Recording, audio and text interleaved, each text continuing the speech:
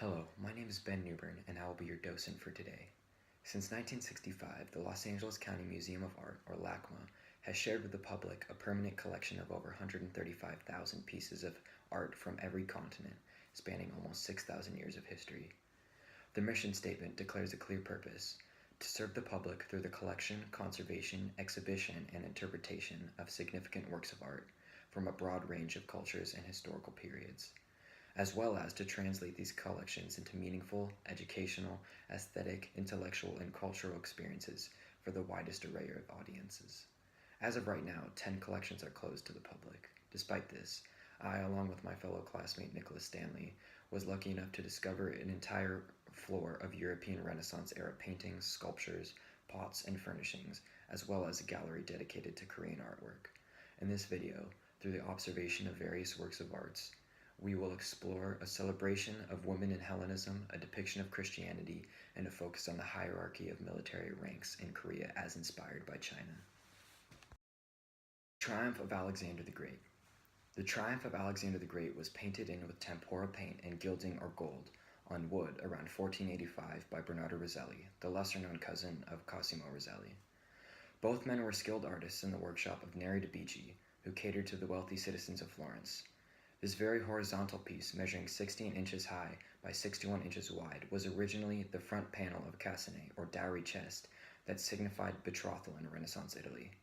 This Quattrocento art represented, as learned in the curriculum, a transition from the Middle Ages to the Renaissance and moved from primarily religious art to historical themes that harkened back to classical eras of Greek and Rome. This piece was donated by Phil Berg, a Hollywood talent agent, who represented stars like Clark Gable, Judy Garland, and Joanne Crawford. This cassone from the workshop of Domenico del Tasso, also working in Florence during the last decade of the 13th century, shows where the Rosselli panel would have been in the piece of furniture. This piece portrays the victory parade after the defeat of Darius of Persia by the young Alexander the Great in 333 BC. Alexander the Great was known for his conquests, in which he proliferated Hellenistic ideals that impacted each region he traveled to. His Hellenistic persona is demonstrated in the work of art. You see here the mothers and daughters of Darius being treated with great courtesy as they follow Alexander the Great in his parade. With Hellenism, women were given more political power and therefore more respect. This is exhibited on the canvas.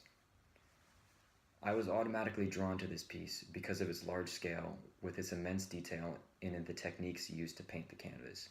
In discovering that this was a portrayal of Alexander the Great and his success, I saw no other option than to include this in my video. The Workshop of Baldassare degli Embriachi. The Casket. The workshop of Baldassare degli Embriachi produced multiple decorative art pieces for the wealthiest people of Venice, Italy, during the late 14th and early 15th century. The small casket for personal objects does not relate to our contemporary definition of casket, but a container for documents and jewels. It was constructed of wood, carved bone, and horn stained in various colors. This form of inlaid material was called curtesina, and it required meticulous measurement and delicate carving learned over years of apprenticeship. The museum purchased this piece to expand its Florentine collection with funds from the William Randolph Hearst Foundation. The ornately carved bone panels, usually horse or ox bone, of the casket, which measures 11 by 13 by 7 inches, depicts stories from the life of Christ, including the Annunciation, the Adoration, and the Passion and Crucifixion. The quatrefoils, trefoils, and columns at the border of each scene are meant to emulate the religious architecture of the Gothic era, as learned in the curriculum. The draping of the clothing in the scenes is reminiscent of the sculpture of the day. Paintings and carvings were often used to perpetuate Christians to a primarily illiterate congregation. Other carved caskets of the era also portrayed mythological themes and historical events. I chose this piece because I was curious on what the purpose of this box-like object was. I came to discover, with its rich details, it was used as a status symbol that was often commissioned to mark an important moment in a person's life: birth, death, and marriage. Korean military badges, Hyunbae. The Joseon dynasty is often characterized as Yongbon society.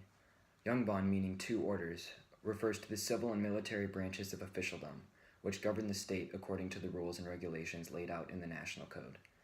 Garments from 15th century Joseon dynasty in Korea featured intricately embroidered symbols that demonstrated the wearer's rank in the military, and therefore status in society that was modeled on a ranking system developed in China's Ming Dynasty.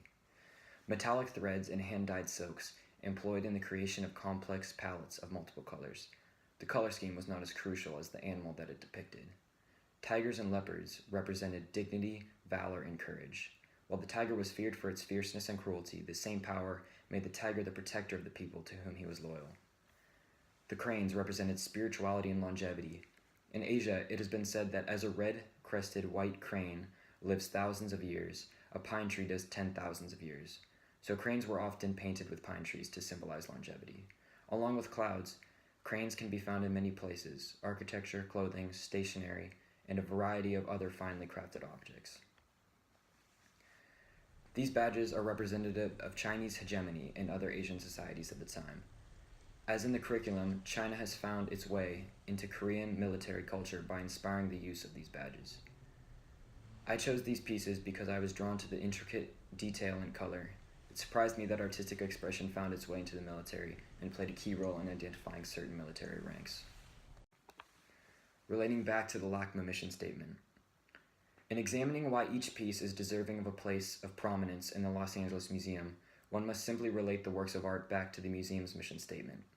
Each piece deserves a spot in the museum because of the diverse religious, ethnic, and cultural backgrounds of the people in this city. Each work of art can appeal to a different group of people in informing their history and art. With the triumph of Alexander the Great, women. With the casket, Christians. And with the military badges, Koreans. LACMA has done a fantastic job in representing any group of people through the use of art.